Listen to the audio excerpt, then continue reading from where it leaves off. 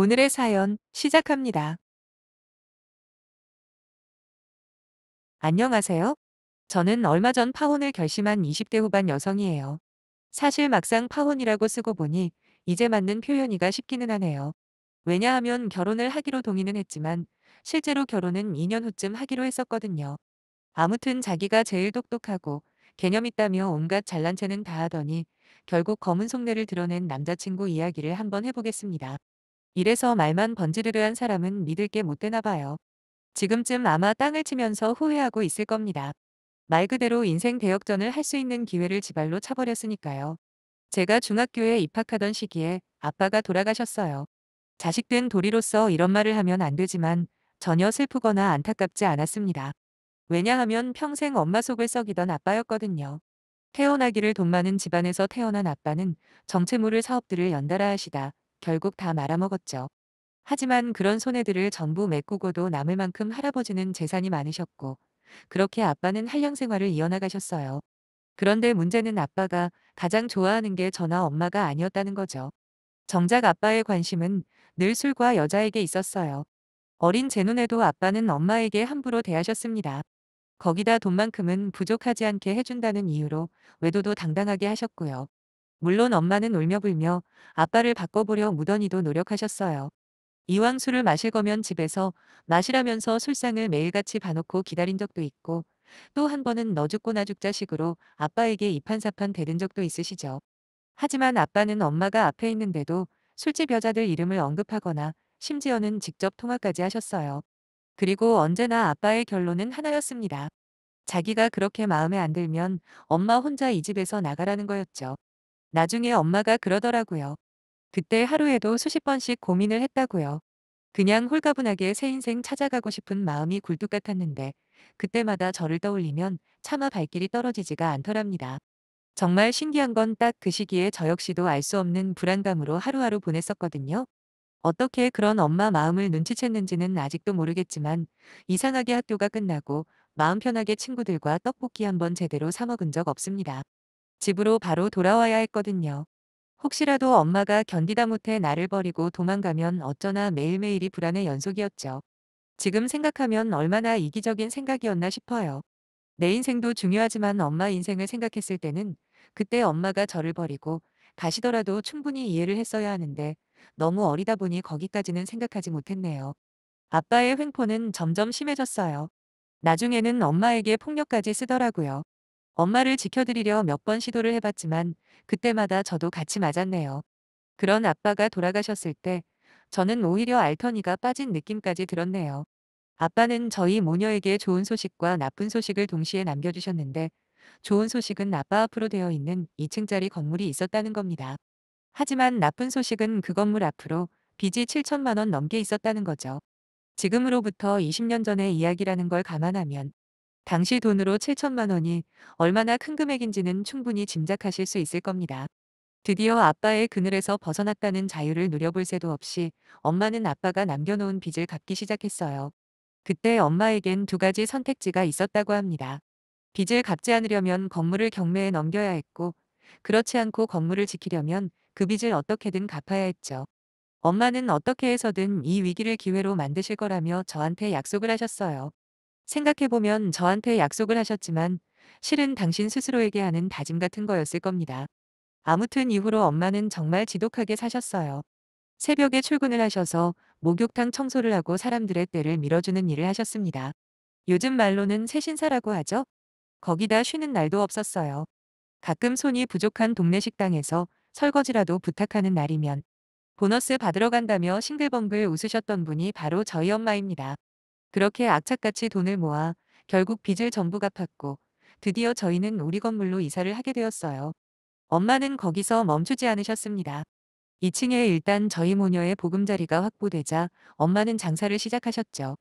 저희 건물 1층에는 점포자리가 3개가 있어요. 때마침 한 군데가 폐업을 한다고 해서 엄마는 그 자리에 반찬 가게를 여셨습니다. 지금 생각해보면 홍보고 뭐고 아무것도 모른 채 그냥 무식하게 장사를 했던 것 같아요. 좋은 재료로 정성을 다해서 팔다 보면 사람들이 알아줄 거라는 식이었죠. 물론 양도 다른 반찬 가게에 비해서 월등히 많이 주고요. 하지만 사람들이 알아주는 데까지 시간이 제법 걸렸습니다. 만약에 남이 건물에서 세를 내가며 장사를 그런 식으로 했다면 진작에 접었을 만큼 돈벌이가 안 되었거든요. 손님들이 너무 없다 보니 엄마는 다시 청소를 할까 고민하던 차에 다행히 조금씩 반응이 오더라고요. 특히 다른 반찬들도 맛이 좋기는 했지만 김치가 가장 인기가 좋았습니다. 동네 엄마들 사이에 소문이 쫙 퍼져 대량으로 사고 싶다는 집이 늘기 시작했어요. 급기야 인근 업체들에서도 납품 문의가 들어오는데 엄마는 급한 대로 동네 아주머니들을 임시로 고용해서 물량을 맞추려고 애를 쓰셨습니다. 하지만 결국 한계에 부딪힌 엄마는 중대한 결심을 하시게 되죠. 언제까지 주먹구구식으로 해나갈 수도 없는 노릇이고 지금 기회를 못 살리면 절대 안 된다는 생각을 하신 거예요. 그래서 엄마는 건너 건너 아는 지인들을 통해 경매로 나온 공장을 하나 매입을 하셨고 그렇게 직원 5명을 둔 김치 공장의 사장님이 되셨네요. 엄마가 당신의 인생을 바꿔나가시는 동안 저 역시 가만히 있지는 않았어요. 죽기 살기로 공부에만 매달렸던 게 효과가 있었는지 성적은 늘 상위권에 머물렀고 대학교도 이름 있는 곳에 합격할 수 있었어요. 마음 같아선 대학교고 뭐고 엄마를 도와드리고 싶었지만 엄마는 한마디로 거절하시더라고요. 하는 데까지 공부를 해보고 나서 그런 결정을 해도 늦지 않는다고요. 경영학과를 졸업하고 저는 어느 식품 관련 기업의 홍보팀에 입사를 했는데 이것도 전부 제 나름대로 생각이 있어서예요. 그 당시 엄마 회사는 엄청나게 성장을 했습니다. 처음에 5명이던 직원들도 뒤에 공이 하나 붙을 만큼 말이죠. 그리고 연매출은 50억 가까이 되는 걸로 알아요. 국내뿐만 아니라 일본이나 중국 쪽에도 수출을 하거든요. 한마디로 엄마는 성공한 사업가가 되신 겁니다. 그런 엄마가 언젠간 나이가 드실 거고, 그러면 누군가는 엄마 사업을 이어받아야 하는데 저밖에 없다는 생각이 들더군요. 그래서 다른 회사에 들어가서 홍보 쪽으로 경력을 쌓아두려고 마음을 먹은 겁니다. 그곳에서 지금은 헤어진 남자친구를 만나게 되었죠. 저와 입사 동기이던 남자친구는 저보다 3살이 많습니다. 그 사람은 여느 남자들과는 많이 달랐어요. 저희 둘이 사귀기 전에 회식 자리나 회의 때 사적인 대화를 몇 번 한 적이 있거든요. 그런데 보통 또래 남자들이 주로 관심 가지고 있는 주식이나 자동차 또는 연예인 같은 거엔 전혀 신경을 쓰지 않더라고요. 대신에 국제 정세나 환경 문제 등이 남자친구의 주요 대화 내용이었습니다. 사실 제가 남자를 고르는 기준에서 가장 비중을 크게 차지하는 게 바로 술을 전혀 입에도 대지 않는 거였거든요. 하지만 막상 사회생활을 하다 보니까 그게 결코 쉽지만은 않더라고요. 여자인 저도 그럴진데 남자들은 오죽하겠습니까? 특히나 저희 회사는 업무 특성상 고객들과 자주 식사 자리를 해야 해요. 그러다 보니 대부분 저녁 약속을 잡는데 그럼 술이 빠질 수가 없죠. 어릴 때 아빠를 통해 술에 대한 노이로제가 걸린 저는 아무리 괜찮아 보이는 남자라고 하더라도 술을 마시는 사람이라는 걸 알게 되는 순간 호감이 제로가 됩니다. 물론 이건 지극히 저만의 개인적인 생각이니 건전하게 술을 즐기는 분들까지 매도해서 하는 이야기는 아니에요. 오해는 말아주셨으면 좋겠네요. 아무튼 남자친구는 술을 아예 안 마시는 사람이었고 그 점 때문에라도 저는 남자친구에게 어느 정도 관심이 있긴 했습니다. 거기다 사고방식도 다른 시덥지 않은 남자들과는 다르다는 면이 더욱더 매력으로 다가왔죠. 사실 저 역시도 남자친구를 만나기 전까지만 하더라도 나와 내 주변 사람들만 신경 쓰고 살았지. 거시적으로 국제적인 정치 경제 같은 문제에는 아무 관심이 없었거든요. 남자친구와 사귀면서도 많은 걸 배웠습니다. 비록 종종 잘난 척하는 버릇은 있었어도 다른 장점들에 비하면 애교 수준이다 생각하고 저희 둘은 1년 넘게 사귀었네요. 그리고 남자친구가 어느 날 프로포즈를 해왔고 저는 엄청 망설였어요. 너무 이르다고 생각했거든요. 아직 일적으로도 이뤄야 할 게 얼마나 많은데 아무리 결혼하고 맞벌이를 한다고 해도 연애랑 결혼은 전혀 다르잖아요. 하지만 어디 가서 이런 남자를 또 만날 수 있을까라는 생각도 있었습니다. 결국 저는 2년 후쯤 결혼하자 대답을 했죠. 아쉬워하면서도 남자친구는 그래도 확답은 들었다면서 기뻐하더라고요. 그리고 저희의 진지한 만남을 알리기 위해 양가 집안에 인사도 드렸네요.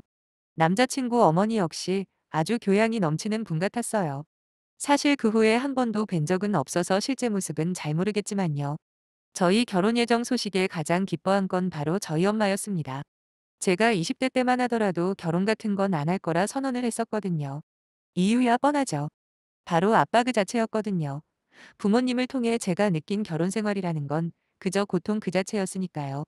그런데 엄마는 결혼을 하기를 바라시더군요. 처음엔 너무 어이가 없었어요.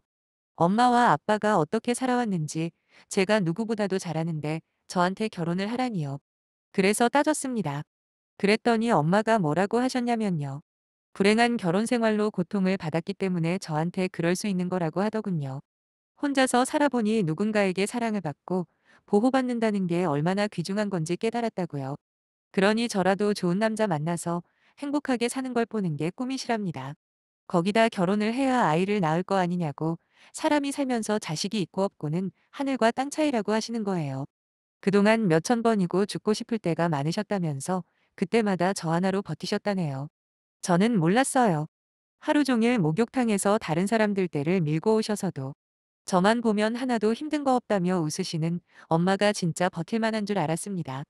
원래 엄마가 체력이 좋아서 그 정도는 힘든 축에도 없다는 말을 믿었어요. 아니 믿고 싶었던 거겠죠. 그래야 제 마음이 편했으니까요.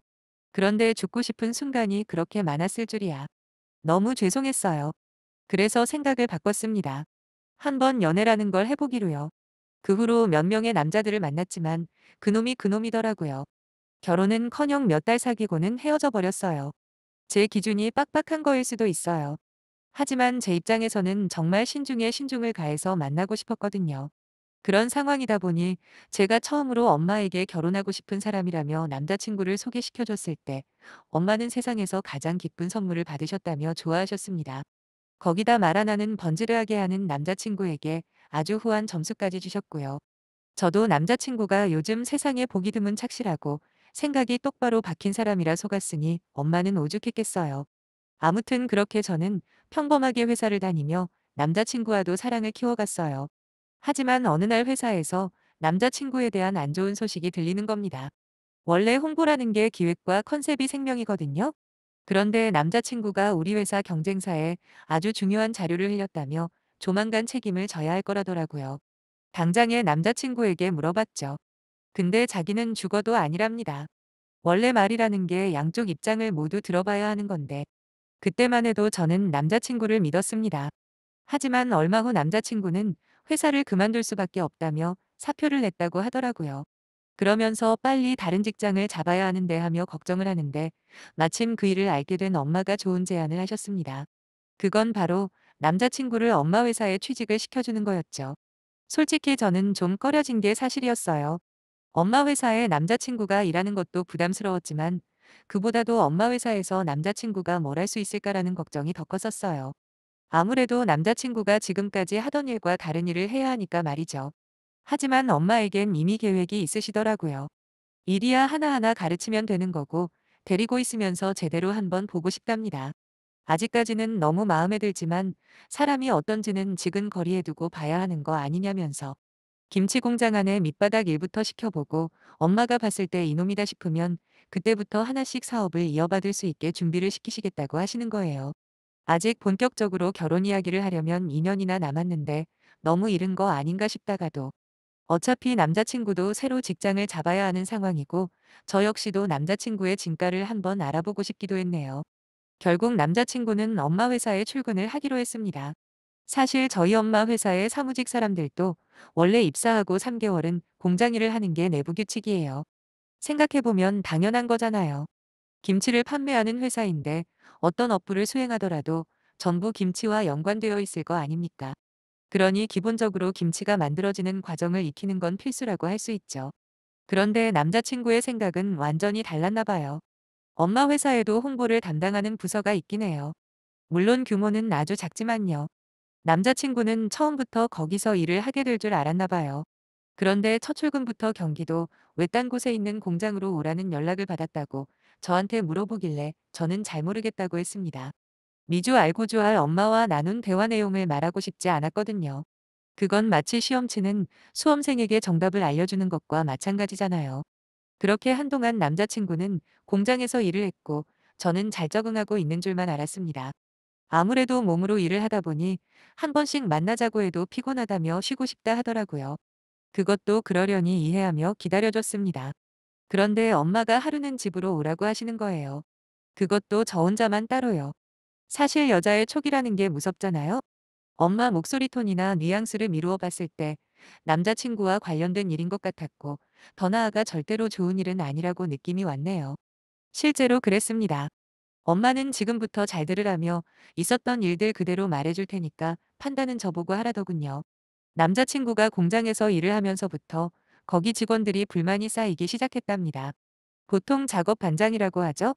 툭 하면 반장님 말을 무시하는 건 기본이고 힘든 일은 안 하려고 자꾸 꾀를 쓰더래요.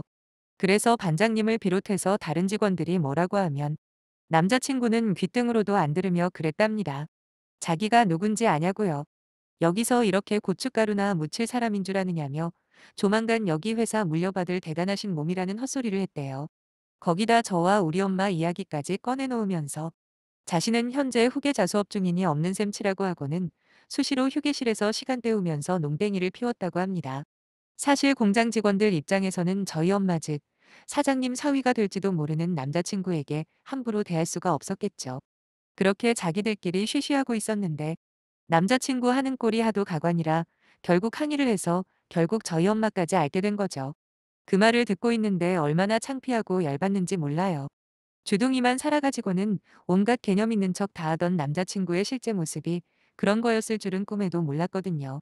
가끔씩 잘난 척하는 거 외에는 크게 단점은 없다고 생각했는데 그 정도로 앞뒤 다른 추악한 인간이었다니요. 저는 엄마한테 더 들을 것도 없다고 대답하고 헤어지겠다 말씀드렸습니다. 그리고 남자친구를 불러내 만났죠. 아무것도 모르고 끌려 나온 남자친구는 피곤해 죽겠는데 이 시간에 왜 불러냈냐고 짜증을 내더라고요. 남자친구한테 제가 그랬어요. 머리는 좋은 줄 알았는데 알고 보니 완전 돌대가리였구나라고요.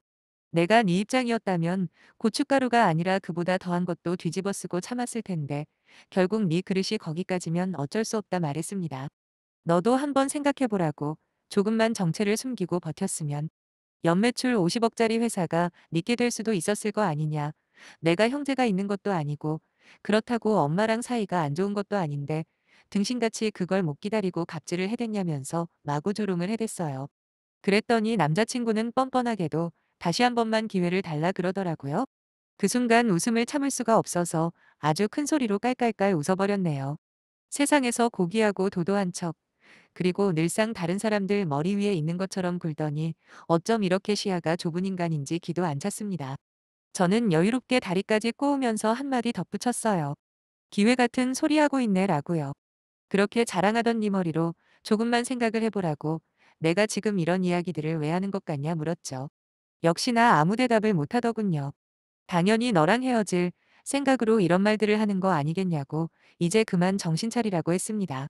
오늘부로 우리는 끝이니까 엄마 공장에는 출근을 하던 때려치우던 알아서 하라고 그랬네요. 뭐 어차피 출근한다 해도 지금처럼 편하게 지내는 건 꿈도 꾸지 말라는 말도 잊지 않고요. 역시나 남자친구는 곧바로 공장을 그만뒀습니다. 하지만 그 뒤로도 계속해서 전화며 문자를 해대는 거예요. 자기가 잘못 생각했었다며 그놈의 한 번만 기회를 달라는 말을 어찌나 하던지. 다른 분들은 이런 식으로 헤어지고 나면 전화도 안 받고 그런다는데 저는 걸려오는 전화 전부 받았어요. 대신 그놈과의 통화 내용을 전부 녹음을 했죠. 그리곤 통화가 끝날 때마다 그놈한테 바로 보내주며 그랬습니다. 전화하고 싶으면 언제든지 하라고요.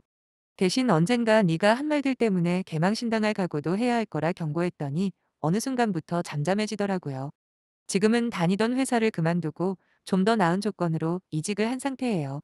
엄마에게는 제가 따로 사과를 드렸고요. 특히 공장에서 일하는 분들에게도 직접 찾아가 한때나마 남자친구였던 그놈 때문에 무리를 일으킨 것에 대해서 정식으로 죄송하다 말씀드렸습니다. 왠지 그래야 할 것 같았거든요. 이번 일을 계기로 엄마는 다시는 저한테 결혼하라는 이야기 안 하신다며 평생 혼자 살더라도 아무 상관하지 않을 거라고 하셨어요. 저도 알겠다고 했고요. 주위를 둘러보면 믿음직하고 괜찮은 남자들이 없는 건 아닌데 안타깝게도 저는 해당 사항이 없나 봅니다.